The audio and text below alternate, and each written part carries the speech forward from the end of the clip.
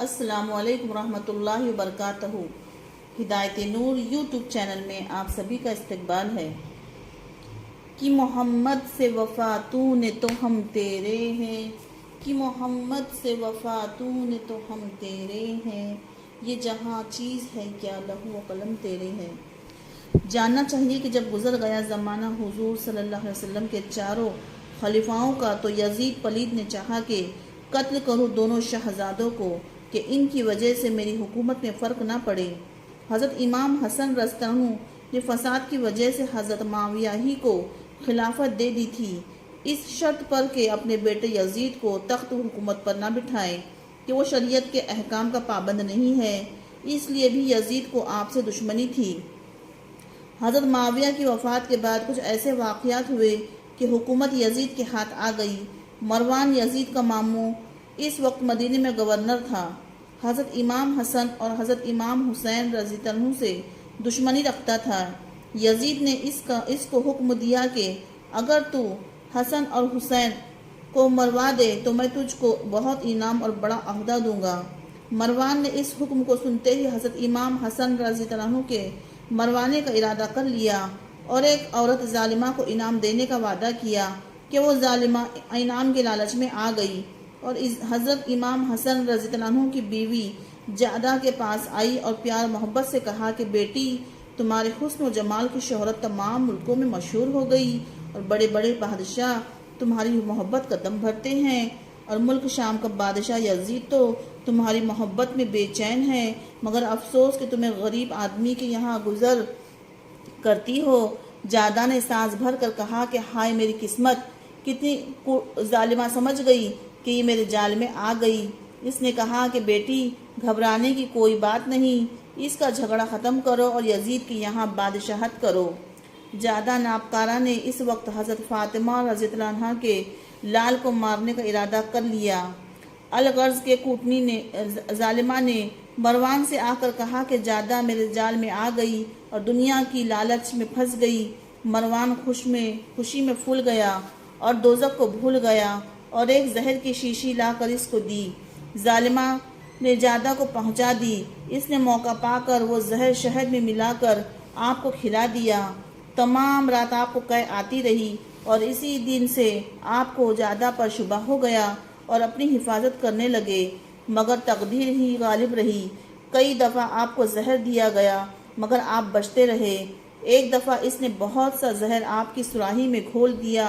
رات کو آپ کی آنکھ کھلی، پیاس معلوم ہوئی، آپ نے سراہی سے پیاس بھر پانی پیا، پیتے ہی فرمایا کہ ہائے کیسا پانی تھا کہ جگر کے ٹکڑے ٹکڑے ہو گئے۔ غرض اس کے آخر یہ صدمہ ہوا، جگر کٹ کے دستوں میں آنے لگا۔ قریب شہادت ہوئے جب امام جو حاضر تھے ان سے کیا یہ کلام کہ شبیر کو تم بلاؤ ابھی، کروں میں وصیت انہیں آخری۔ بلایا تو شبیر آئے وہاں، لگے کہنے بھائی سے اے میری جاں، تمہارا ہو حال کس طور سے، مفصل مجھ سے کہو بھائی میرے۔ حسن نے یہ فرمایا شبیر سے، کیا پوچھتے ہو کیا مجھ دلغیر سے۔ حضرت امام حسین آئے تو آپ نے ان کو گلے لگایا اور فرمایا بھائی حسین، میرے دل کے چین میں جدا ہوتا ہوں، انشاءاللہ اب قیامت میں ملاقات ہوگی۔ حضرت امام حسین رضی اللہ عنہ نے فرمایا کہ پیارے بھائی جان بتلائیے کہ آپ کو زہر کس ظالم نے دیا۔ ارشاد فرمایا کہ پیارے بھائی، تم کو اس لیے نہیں بتلاتا کہ صرف میرا جاننا دلیل شریعت نہیں، اگر میرا قاتل وہ نہیں کہ جس کو میں جانتا ہوں تو میں نہیں چاہتا کہ ایک بے گناہ کے قتل میں تم سے خدا کے یہاں پوچھو۔ میں اس معاملے کو اللہ کے سپرد کرتا ہوں کہ وہ اس کو برے کام کی سزا دے گا۔ پھر فرمایا کہ تم سب ذرا الگ ہو جاؤ اور جعدہ میرے پاس رہے۔ سب الگ ہو گئے اور آپ نے جعدہ سے فرمایا کہ اے بیوی ظالمہ، تو نے مجھ پر بڑا ظلم کیا، میں نے تیرے ظلم کو چھپایا اور صبر کیا اور تیرے ظلم کو خدا کے سپرد کیا، اور تو یاد رکھ جس برے مطلب کے واسطے تو نے یہ ظلم کیا ہے پورا نہ ہوگا۔ یہ فرما کر اس کی طرف سے منہ پھیر لیا اور جعدہ ایک طرف بیٹھ گئی اور سب گھر والے آپ کے پاس آ گئے۔ پھر آپ نے اپنی ہمشیرہ حضرت زینب رضی اللہ عنہ سے فرمایا کہ پیاری بہن، تمہاری بھابھی قاسم کی ماں کہاں ہے؟ کہا کہ وہ آپ کے غم میں رو رہی ہے اور کہتی ہے کہ زہر دینے کا شبہ مجھ پر نہ ہو۔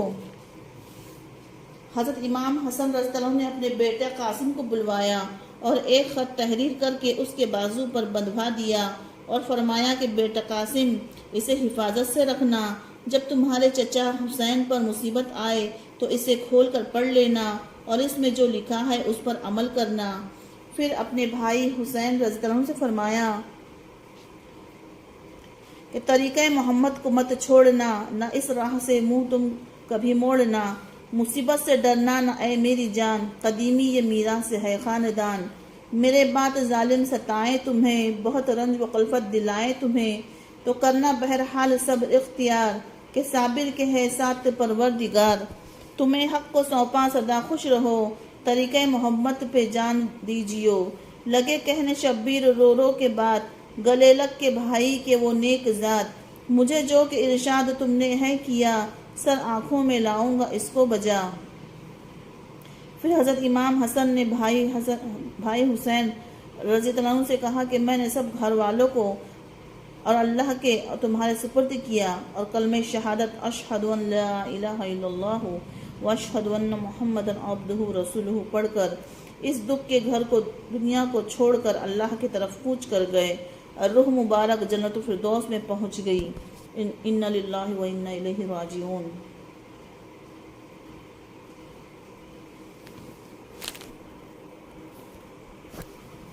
غسل اور کفن کے بعد حضرت سعید بن العاص صحابی نے حضرت امام حسین کی اجازت سے نماز جنازہ پڑھائی اور قبرستان جنت البقیع میں آپ کو دفن کیا۔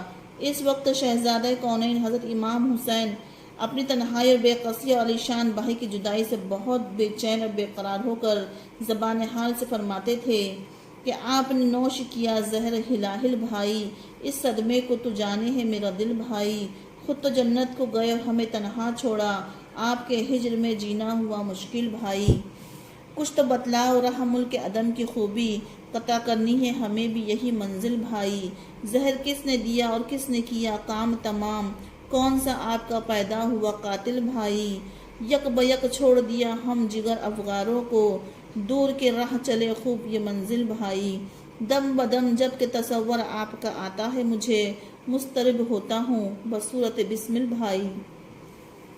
حضرت امام حسن رضی اللہ عنہ کی عمر شریف 45 برس اور کئی مہینے کی تھی۔ 7 برس اپنے نانا حضرت محمد مصطفیٰ صلی اللہ علیہ وسلم کے سائے مبارک میں رہے اور 30 برس اپنے والد حضرت علی مرتضیٰ کی حمایت میں رہے اور 8 برس کئی مہینے حفاظت الہی میں زندگی گزاری۔ حضرت امام حسن رضی اللہ عنہ کی وفات کے بعد جادہ کو مروان نے یزید کے پاس پہنچا دیا۔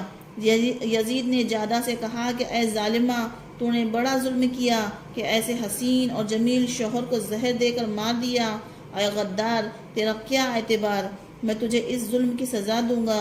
یہ سن کر جادہ خبیثہ کو حضرت امام حسن کے احسانوں کی یاد کر کے پچھتائی کہ ہائے افسوس، میں نہ دنیا کی رہی نہ دین کی۔ 3 روز کے بعد یزید نے حکم دیا کہ اس بدکارہ کو گھوڑے کی دم سے باندھ کر گھوڑے کو بھگا دو اور جزیرہ فیل میں لے جا کر اس کے ہاتھ پاؤں کاٹ دو۔ بس اس کو گھوڑے کی دم سے باندھ کر گھوڑے کو بھگا دیا اور سب کے سامنے وہ ظالمہ لوٹتی پوٹتی چلی جا رہی تھی۔ تھوڑا ہی راستہ گزرا تھا کہ ایک زور کی آندھی چلی اور اس کو اڑا کر لے گئی، خدا جانے کس زمین پر جا گری اور کس دریا میں ڈوبی۔ ظلم کی شاخ کبھی پھلتی نہیں، ناؤ کاغذ کی کبھی چلتی نہیں۔ اگر آپ کو یہ ویڈیو اچھی لگی تو اسے لائک، شیئر اور سبسکرائب ضرور کریں۔ السلام علیکم ورحمۃ اللہ وبرکاتہ۔